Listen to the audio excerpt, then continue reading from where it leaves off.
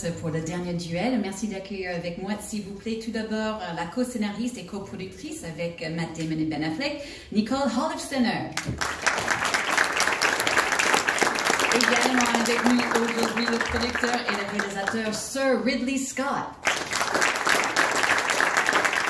Et puis celle qui joue Marguerite, Jodie Comer.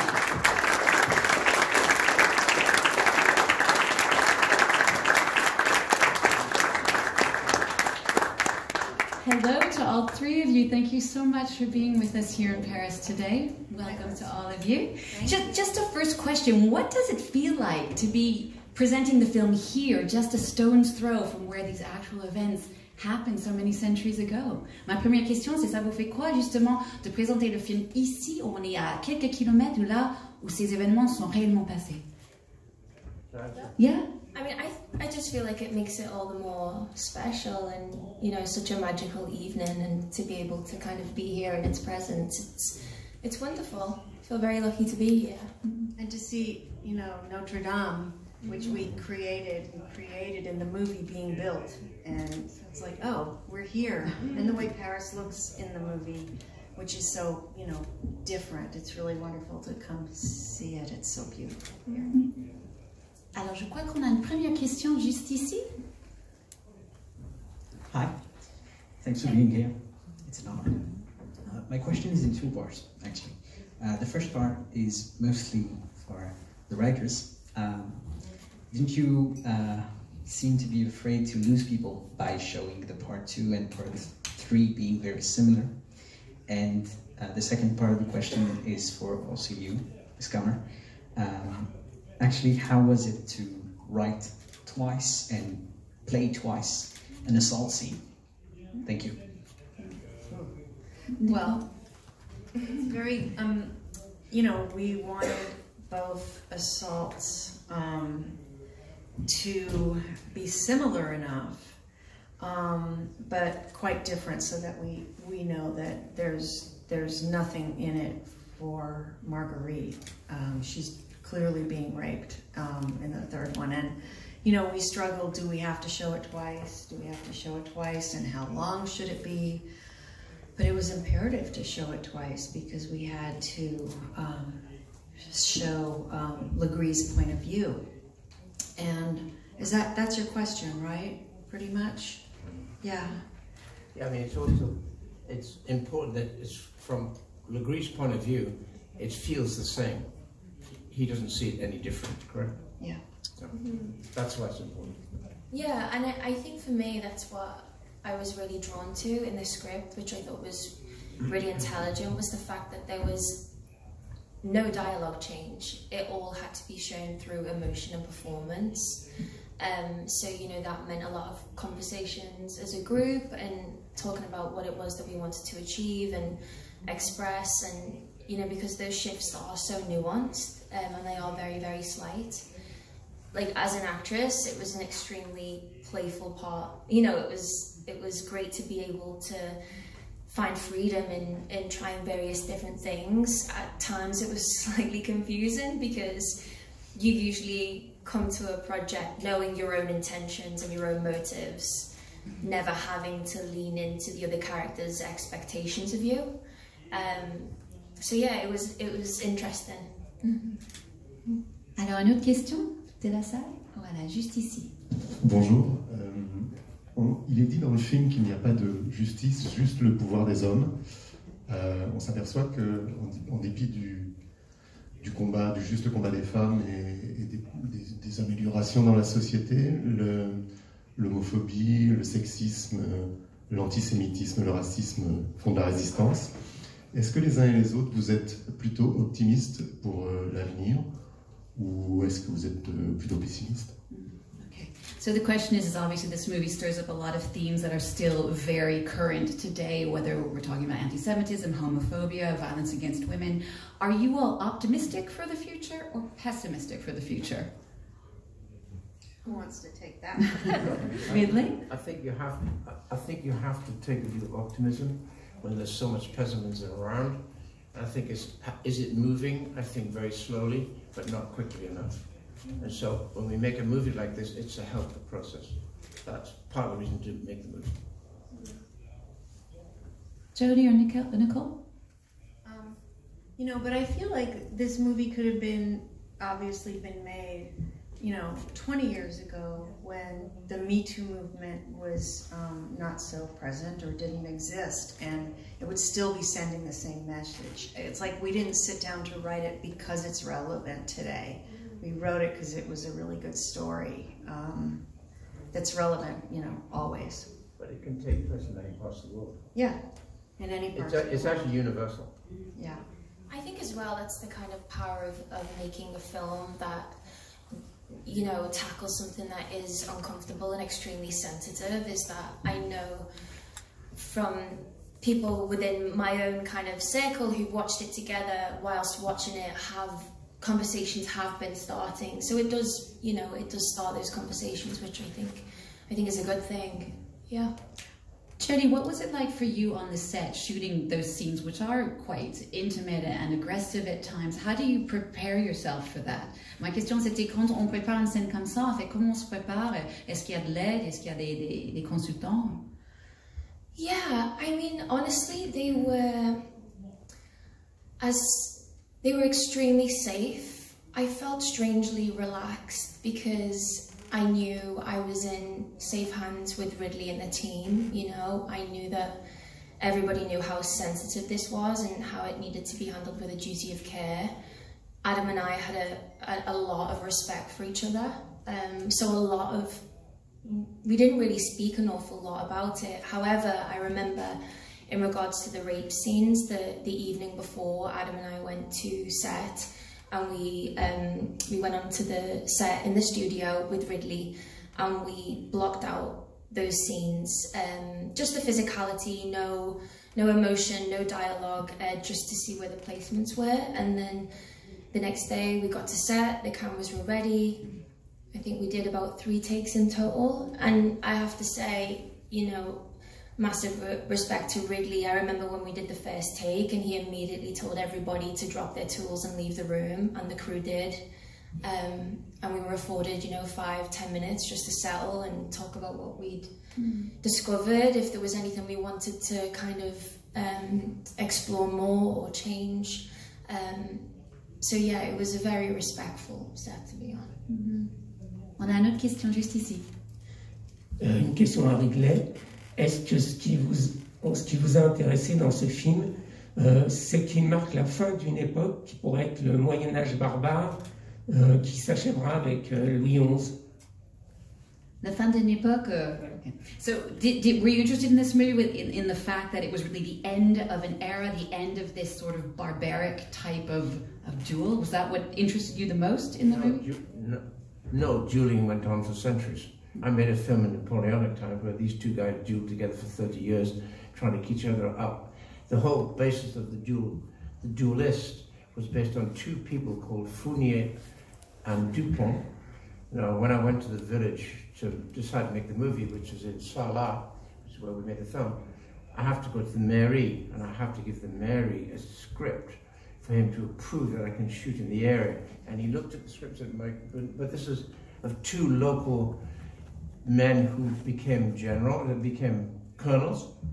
He said one was called Dupont and Fournier, and then the script, it was called Dubert and Ferro. It was originally going to be a large, grand book about Napoleonic wars by that great author. So, in fact, it was a local story. Does that answer the question? Oui. Non, pas vraiment. Allez-y encore. Non, c'était par rapport à l'époque elle-même.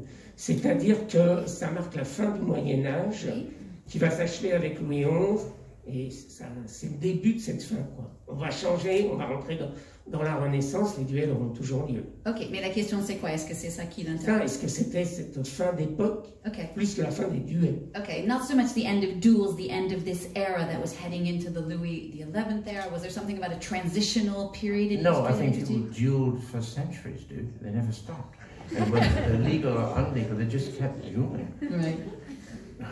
So for you, it wasn't as if it was a transitional time at all. Listen, it carries on in the Wild West into America. They're always dueling and having gunfights. It's been forever. The only unique thing about this was that it was regarded as illegal. You had to go to the king to ask him if we are allowed to duel in public combat and a duel to the death. But there was a lot of hundreds, thousands of private duels in the next 300 years. Right, but not a tipping point in history, I think is what he's saying. Okay. On a une autre question par ici? Hi. My question would be for Ms. Comer. The film is divided in 3 parts, and during the first 2, your character is seen through men's eyes, some would say male gaze, and during the third part, the film takes your character, Lady Marguerite, feminine perspective and point of view, and I was wondering how was that. It almost seemed like 3 complete different parts to play, and I was wondering how was that challenging in your way of working the parts, and was there a more challenging chapter to act for you? That's a good question. I think generally there wasn't a particular chapter that was most difficult. I think probably the most challenging part was that we shot those versions simultaneously. So for instance, we'd be in Legree's story and then really go, right, now we're in Carouge. So then I had to get my brain in order and figure out what that was. It's like, do I hate my husband? Yeah. Or do I like my husband? Or I'm playing that I love him, but I'm like, I hate this guy. So it's like a contradiction. But we would always just kind of have a conversation before each take and just make sure that everybody was on the same page. So yeah, I hope that answered your question. Nicole, talk to us a bit about the writing of these 3 parts. And I mean, we've seen in the press kit that part of the reason you said, well, you were brought on was because of your female gaze, your female voice, but there obviously is more to it. How did you go about making this 3rd part for Marguerite the way it is? Yeah, from the book and from research that I did, as well as, the book by Eric Jaeger is pretty detailed, less so in Marguerite's case. So with research and my imagination, which often was struck down because it was wrong, figuring out like what she might be thinking and what kind of things she might be doing, and we all wanted to make her very capable, maybe even more capable than her husband is in taking care of the land and the home. I wrote mostly her part, but at some point, Matt and Ben and I were just collaborating, and I don't remember which is what. I mean, I did much less writing in their 2 sequences than they did in Marguerite's, but it all had to track. So we worked together. It was really fun. Alors, une autre question qui a le micro? Voilà, ici. Hello. It is a question for Jodie Comer and Nicole Holofcener. Hi. I wanted to know what was so special about Adam Driver as an actor. Like, you almost answered right before, but what makes him such a special actor today? Okay. Donc une question sur Adam Driver et pourquoi il est si bon acteur. I think for me, he's incredibly spontaneous, and he has very little fear.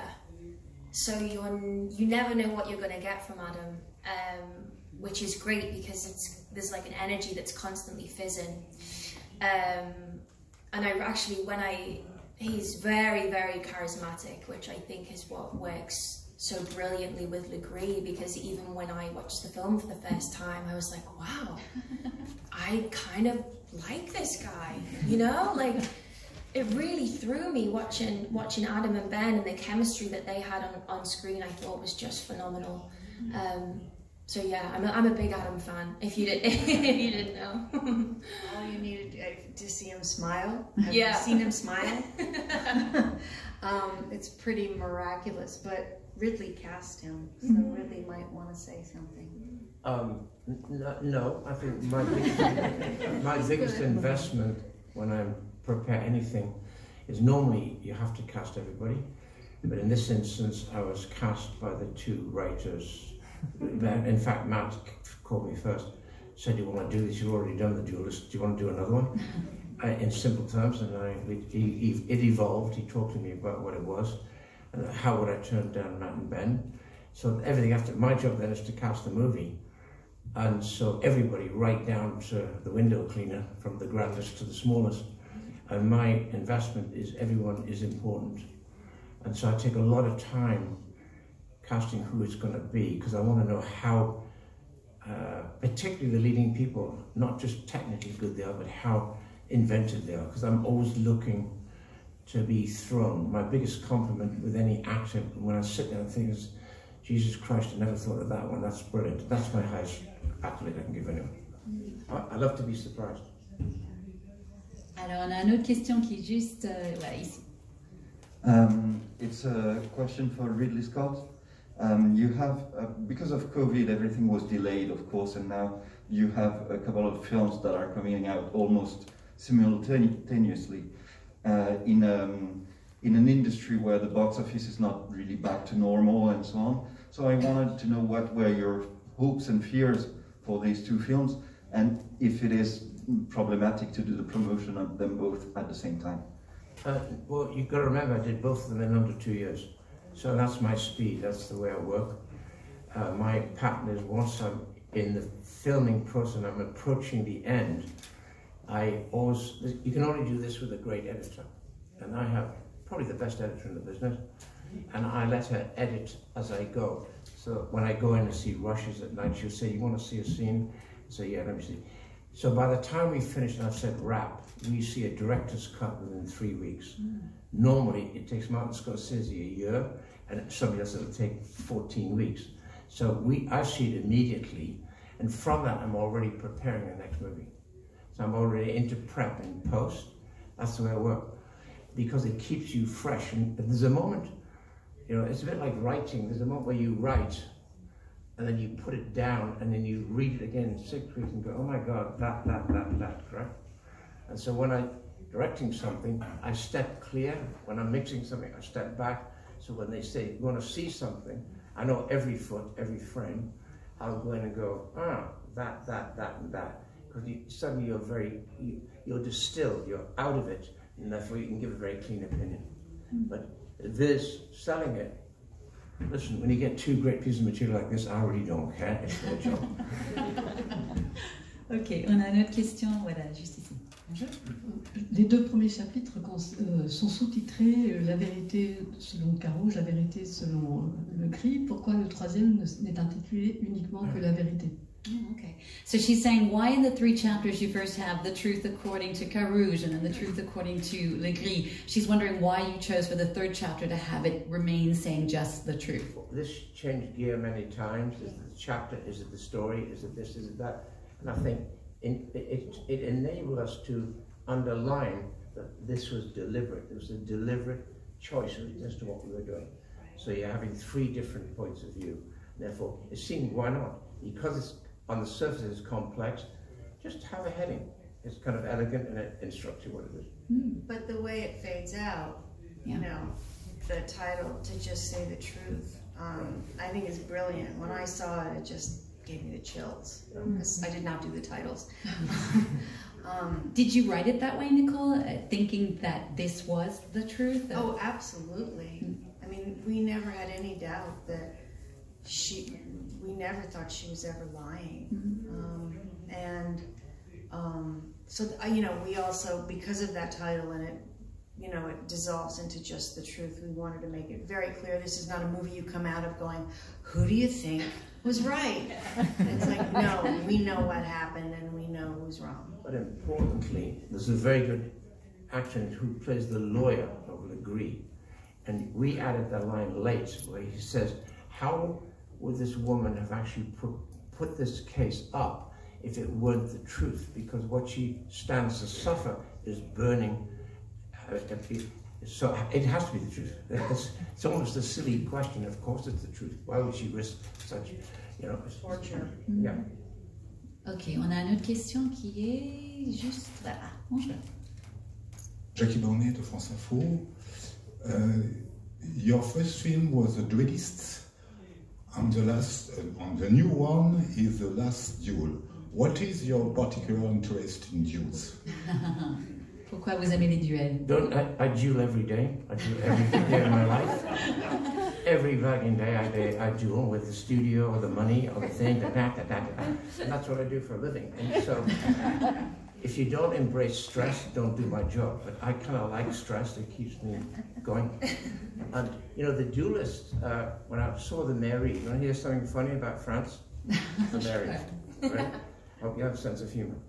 Go for it. The Mary said, I said, you're making a film here. He goes, I hadn't made a film, so I was unknown. He said, is sex film? I said, no.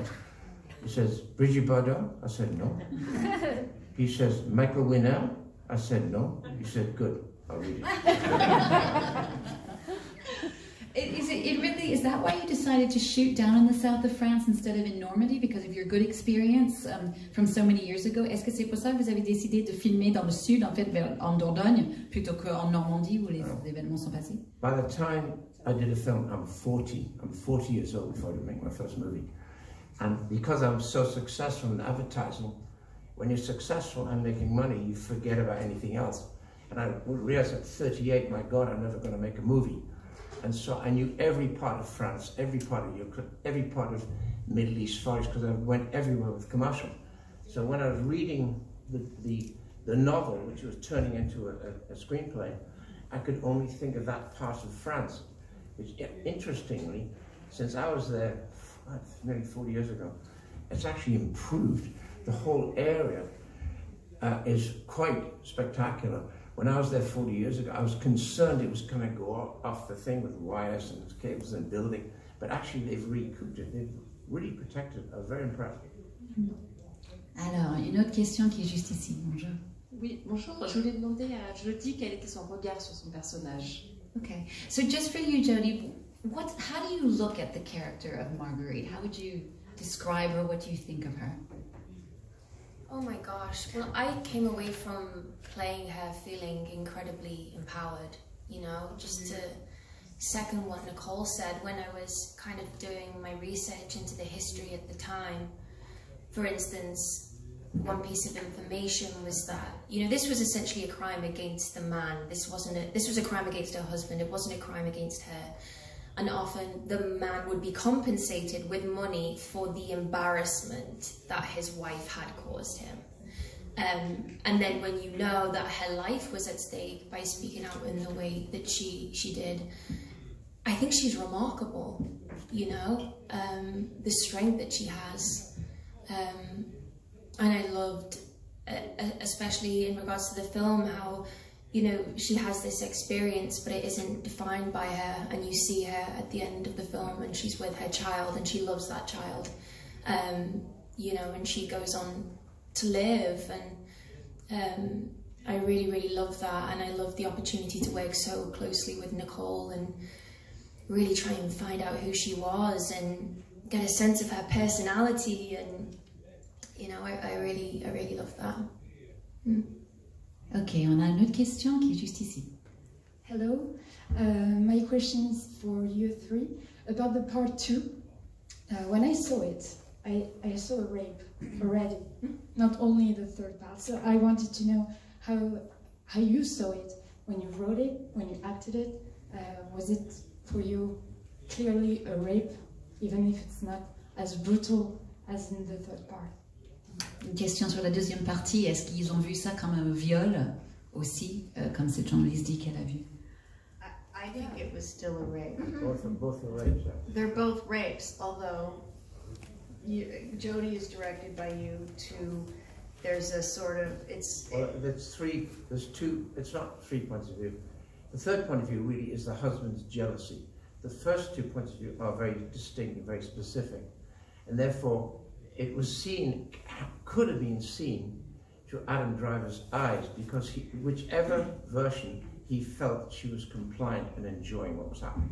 So that's what was important. I think it's also interesting as well, and I know you've spoken about this really before, which you want to touch on more than I do, but when you see how Legree navigates within his own world and the women who surround him, and you see, you know, the orgies and how women act around them, and you get a sense of... That was norm. That was the norm. Yeah, but you get a sense of what this guy thinks is deserved and happens, and so when you were in his perspective, you know, I feel like all those seeds were kind of planted earlier on, but I think that both of them are, you know, definitely rapes, for, without. I love the line, and I don't think I wrote it, so I can say but Adam Driver at one point says, well, of course she protested, she's a lady. It's like, what? Even Pierre kind of frowns at that comment. He was going, oh, okay. That line gives him a lot of trouble. The thing I'm missing also is that, and I shouldn't be saying this, but I've read it, seen it, heard it, that one of the worst conditions and decisions for a woman who has been raped is to admit she was raped, because the assumption might be that she was compliant and it wasn't rape. And that is centuries old. It goes right through till today. You know, there's so rape happens every 4.5 minutes globally, you know? Absolutely shocking. On a une autre question qui est ici. Oui, est-ce que Ridley Scott pourrait nous parler de la reconstitution extrêmement précise, que ce soit dans les vêtements ou les intérieurs, enfin de l'époque? Okay. Can you tell us really about the research in your work and how precise the creating that world of 1386 was? I don't do shit. I just open books and I draw pictures like a child with crayons. I don't research anything. So what? Then your research the Roman Empire, nothing. I just go, wow, and I do this film. No, obviously it's important to you. How much are you involved in that process? Truly. None? I was a great art director, and I was trained as an art director. I went to probably the best film art school in England at that point. It was a funny little school up in Durham called West Hartlepool College of Art. 4 years. From there, I went to the Royal College of Art. I was with Kittage, Hockney, etc., etc. It was an amazing era. And those 7 years, I used every day of my life now. So every film I do right now, I will draw the storyboard. So the storyboard for Napoleon is this thing. On Black Hawk Down is this thing. Okay? Because what I'm doing, before I've seen the locations, is before the locations, I'm filming on paper going from the text. And the text to me speaks to me, so I'm seeing the dynamics and the geometry of the text. So then frequently my boards will then be used to find the location. So it's kind of, in English we call it ass about face, but it's a good expression. They're not storyboards, they're paintings. Ok, je suis désolée, on a juste le temps pour une dernière question. We just have the time for one last question, just right here. J'ai une question. Est-ce que votre volonté, c'était aussi de montrer 3 figures différentes, c'est-à-dire celle de la femme à l'époque, celle de Matt Damon, qui est un chevalier batailleur d'honneur, et celle de Legree, qui lui est plus un personnage de cour, c'est-à-dire qui trafique un petit peu. Okay.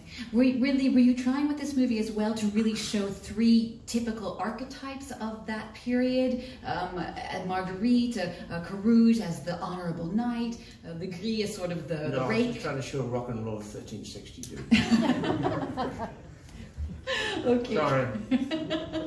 I don't do that. I just go, boom. And I sit there thinking, does that work? Yes, that works. So, sorry. To me, you know, The Duelist was a Western. I could take The Duelist and remake it as a Western.